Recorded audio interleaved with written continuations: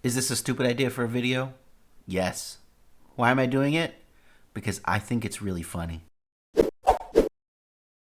Hey, my name is Andy, and I play competitive Pokemon. If you don't know, the official format for competitive Pokemon is called VGC, and it consists of double battles where you can only bring 4 Pokemon out of your team of 6 to a game. Arguably, the greatest VGC player of all time, and definitely the most recognizable one, is Wolfe Glick. He won the World Championships in 2016, and he has won more tournaments than I care to count over the course of his career.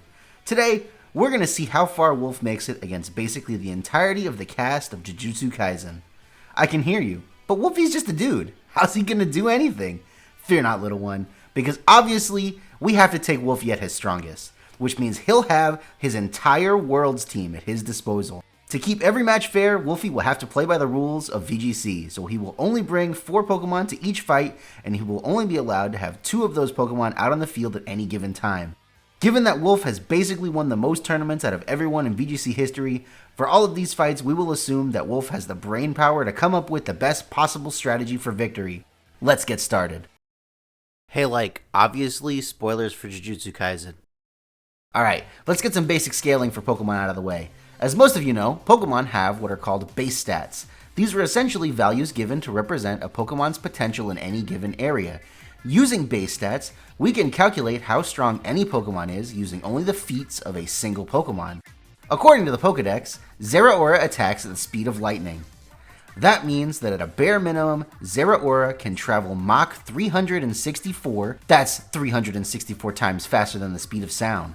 Now, Zeraora has a pretty high base speed, but that number is so ridiculously high that basically every Pokemon on Wolfie's team is going to outspeed every single sorcerer in Jujutsu Kaisen easily.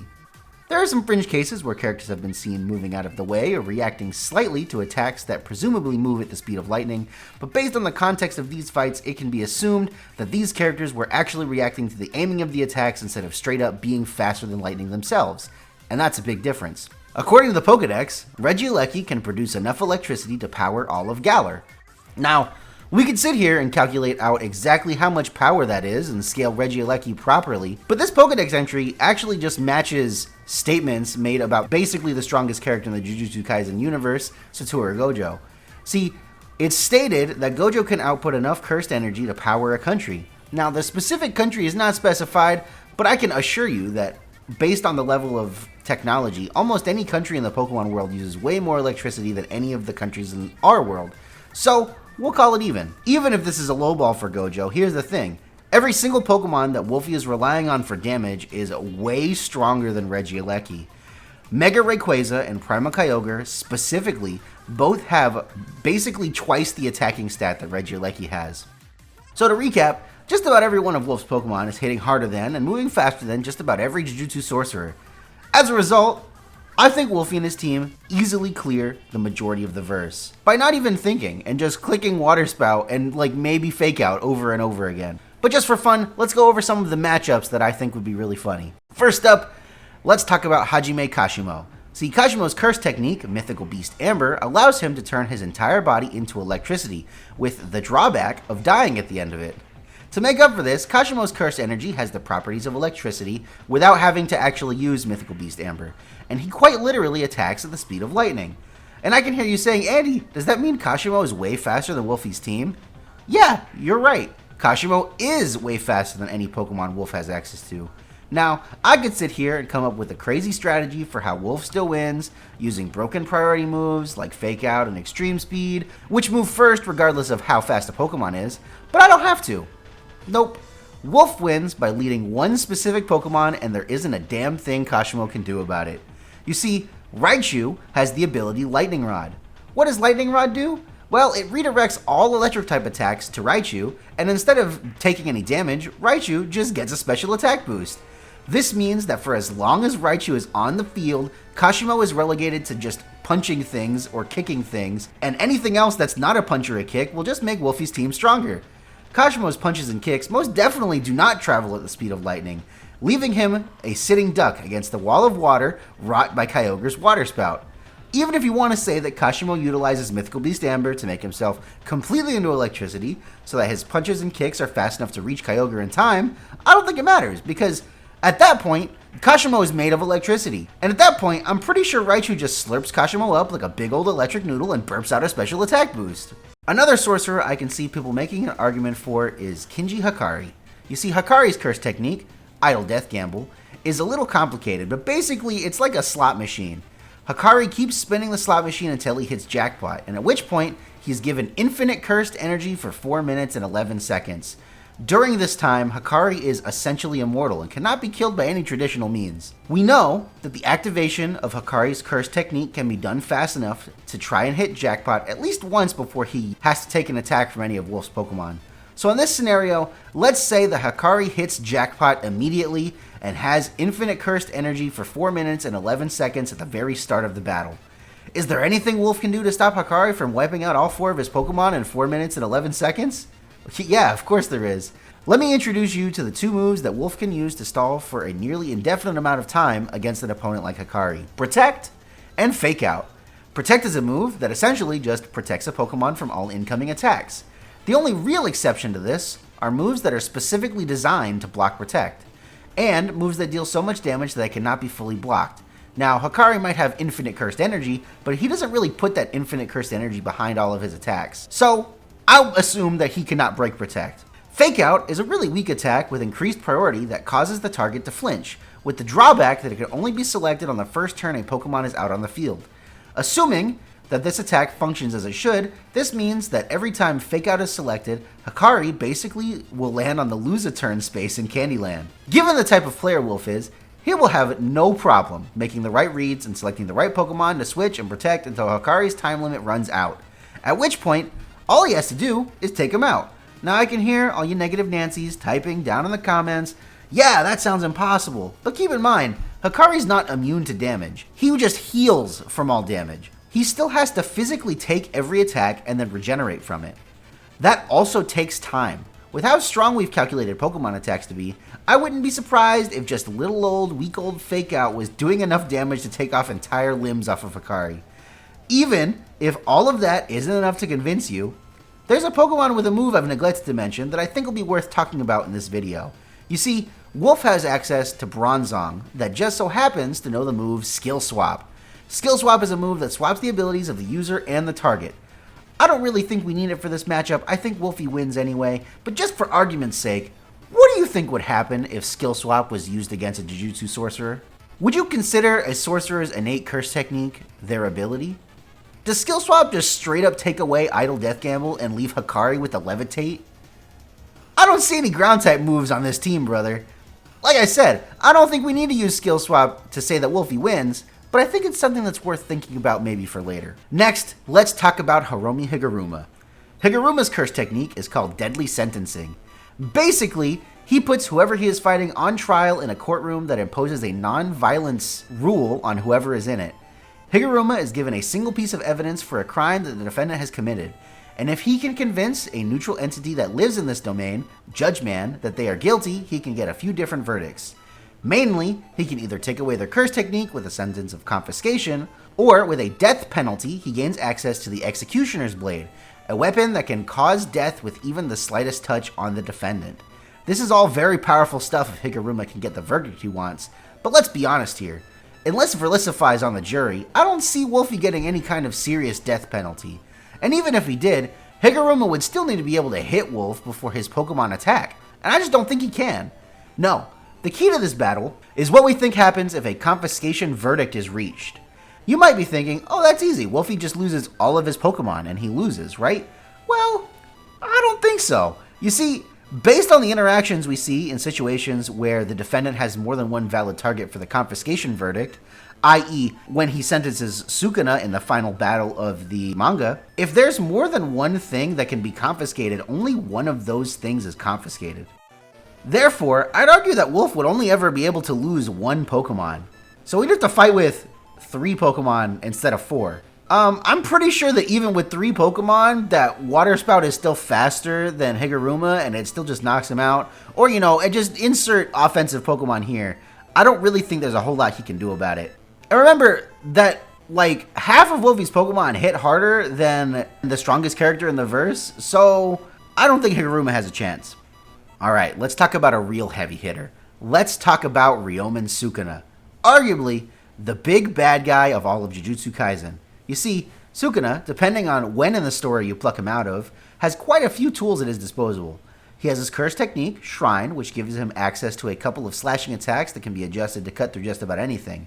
And with the addition of using chants and hand signs, it can even cut through space itself. This is one of the few attacks that I would argue actively hits through Protect. Using his domain expansion, Malevolent Shrine, Sukuna can land a continuous slashing attack across a gigantic area, destroying anything in its path, without the chance to miss. After enough continuous uses of these slashing attacks, Sukuna gains access to a fireball attack called Divine Flame that very similarly burns anything in this area to a crisp without exception. Sukuna is also one of the few characters that you can argue can maybe move as fast as Wolfe's Pokemon. Sounds like Wolfe's in trouble, right? Well, I wouldn't be so sure. You see, I think Wolfe has all the tools he needs to take out Sukuna and win. Let's talk about some things we haven't talked about yet. First, let's talk about priority moves. You see, increased priority is a property that a move can have that makes it move faster than all other attacks regardless of the Pokemon's speed stat. One of the moves we've already talked about just so happens to be one of the highest priority moves in the game, Fake Out. That's right, not only does Fake Out prevent a target from moving, it also does so regardless of how fast the target is. So I mean, there's an argument here that Wolfie can just lead Hitmontop and Kyogre and take out Sukuna with the good old Fake Out Water Spout right away. Even if you think that doesn't work, Wolfie still has a lot of options. Now let's say Sukuna, realizing that Wolfe's Pokemon can move as fast as him and hit just as hard, if not harder, decides to open his domain extension immediately, unleashing an unreal amount of slashes targeted at everything in its effective area. Do you know what the move Wide Guard does? You see, Wide Guard is kind of like Protect, which we've talked about already, but it only blocks moves that are spread moves. Spread moves are moves that hit more than one Pokemon on the field at a time. And if that doesn't describe what's happening during Malevolent Shrine, then I don't know what does. And guess what? Wide Guard protects not only the Pokemon using it, but all of its allies too. Essentially, Malevolent Shrine is useless. I could hear some dedicated Sukuna fans typing in the comments like, but all the attacks in the domain can't miss. And sure, yeah, you're right, but the attacks aren't missing. They're being blocked. And we've seen attacks executed as part of a domain expansion be blocked before. What about the Divine Flame? Well, I'd argue that it probably just gets blocked by Wide Guard too, but I don't even think it needs to. You see, we haven't talked about Kyogre's ability yet. Specifically, Wolfie has Primal Kyogre, and Primal Kyogre has the ability Primordial Sea. You see, every time Kyogre hits the field, a weather effect activates that persists for as long as Kyogre remains on the field. Essentially, it's rain, but it's rain with the added effect of completely nullifying all fire-based attacks. That's right, just by existing on the field, Kyogre can completely nullify the Divine Flame. Alright, well, what about the slashes that can cut space itself? Yeah, they could probably get through. I say probably because there is a Pokemon attack that is literally causing a rend in space, just like the World Slash, called Spatial Rend, that can be blocked by Protect. But let's ignore that, since Sukuna's attack was specifically designed to nullify a similar blocking effect. Here's the problem. As stated previously, this attack requires both the use of chanting and hand signs to use. If you think that Sukuna can find an opportunity to take time to set up this attack while dealing with walls of water that travel at half the speed of lightning, then you're a bigger Sukuna glazer than the author himself. Alright, we got two more characters that I think we should talk about. Two characters that I think you could really make an argument that Wolfie can't beat, but I think there's a slim way through. First, let's talk about Mahito. Mahito is actually not a person so much as the embodiment of all of the negativity of humanity towards itself. Sounds crazy, right? Well, he gets taken out pretty early in the series, so he actually doesn't have any kind of crazy strength or speed feats. But the reason that Mahito is even in the conversation here is because of his cursed technique, Idle Transfiguration. You see, what this technique does is allow Mahito to manipulate the soul directly. In Jujutsu Kaisen, the shape of one's soul is directly related to the shape of their outward appearance. This allows Mahito to not only directly attack other people's souls and horribly transfigure them with his cursed technique, but it also allows him to change the shape of his own soul at will. And this can result in basically anything Mahito can think of, even splitting his body into multiple pieces. Additionally, this means that Mahito can maintain the shape of his soul, basically meaning that any sort of physical damage is useless unless you can attack his soul directly. So it doesn't matter how hard Wolfie's Pokemon can hit him if they can't damage his soul directly. Now, there are attacks in Pokemon that could potentially accomplish this, but as far as I can tell, Wolfie doesn't have access to any of these attacks. I think there's exactly one thing that Wolf can do in this situation. He has to bring Bronzong, and he has to click Skill Swap. And he has to give Mahito Levitate instead of Idle Transfiguration. That's it. I don't think there's any other way around it. Now it's time for the grand finale. The strongest sorcerer of today versus the strongest VGC player of today. Wolfe Glick versus Satoru Gojo. Now, we've already established that Gojo potentially can match the raw power of Wolf's Pokemon, but arguments can be made that Gojo is one of the few characters that can match the speed of his Pokemon as well. While that already makes this way more difficult than the other matchups, Gojo also has access to his curse technique, Limitless. This is a few applications, but most importantly to our discussion is the neutral application of the technique, which essentially makes it impossible for incoming attacks to hit Gojo by using my number one nemesis, Calculus 2. You see, what this technique does is very similar to what an infinite series of numbers does that is approaching infinity. Objects and attacks can always move towards Gojo, but they can never reach him. There are in-universe ways around this, such as utilizing domain amplification to nullify the curse technique's effect on you, or by utilizing attacks like Sukuna's Slash that cuts directly through space. Unfortunately, Wolf doesn't have Palkia here to click Spatial Rend. No, there are potentially two ways that I can see Wolf getting out of this. The first one is the same strategy that we used against Mahito. If Skill Swap can be used against Gojo, then Infinity becomes the curse technique of Bronzong, and Gojo is immune to all ground type attacks. I can't tell you with 100% certainty that Skill Swap has the ability to bypass Infinity. It really depends on how you look at it. The description of Skill Swap describes it as an application of psychic power, and in this case, I can definitely see it potentially bypassing Infinity, as it's not something that has any kind of physical presence that can be blocked. But the animation for the move definitely makes it look like something is being sent out that has a physical presence. It really could go either way here. Let's talk about the other potential way that Wolfie can bypass Infinity. You see, the other tool that he has is a move that we actually haven't talked about yet, called Feint.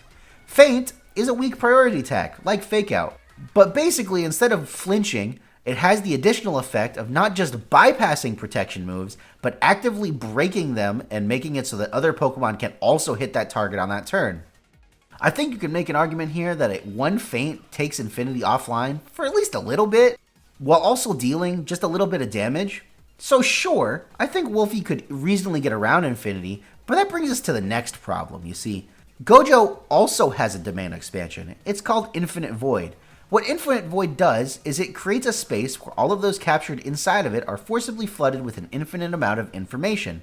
This can cause temporary paralysis or even permanent brain damage. Normally, I would say that maybe Wolfie could overwhelm Gojo before he could expand his domain, but we've seen Gojo use the Infinite Void probably way faster than any of Wolfie's attacks could hit him. And it doesn't help that while Infinity is active, Gojo is immune to any kind of fake out strategy. There are maybe two possibilities that I can see where Wolf makes it out of this.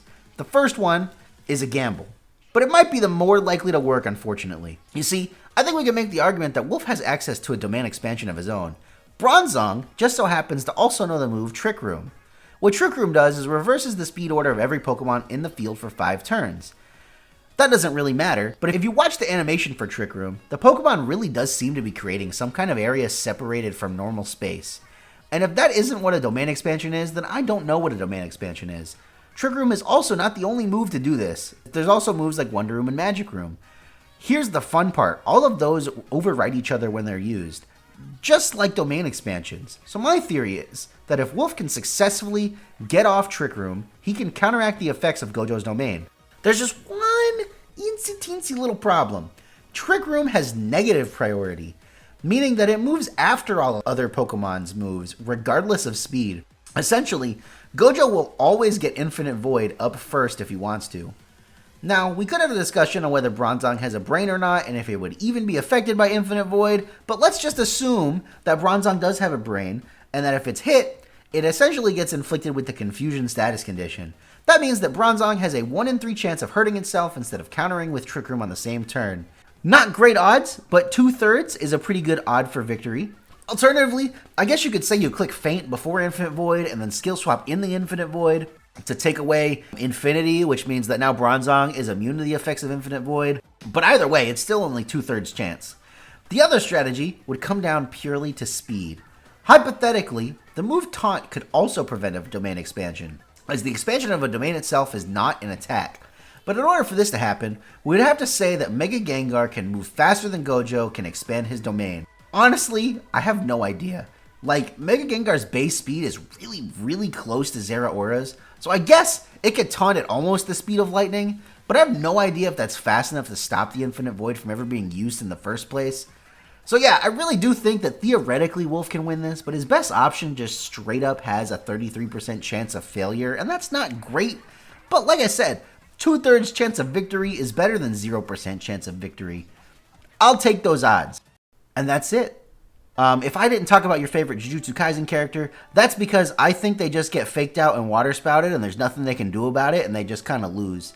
But yeah, that's the video, guys. Hopefully you enjoyed it. It's a very silly, stupid video. I just really wanted to make it because I thought it would be funny. And if you want to see more videos like this, leave me the comments, leave me the subscriptions. Please follow me for more AndyLaVGC content. But with that, everyone, my name's Andy. I'll catch you guys next time.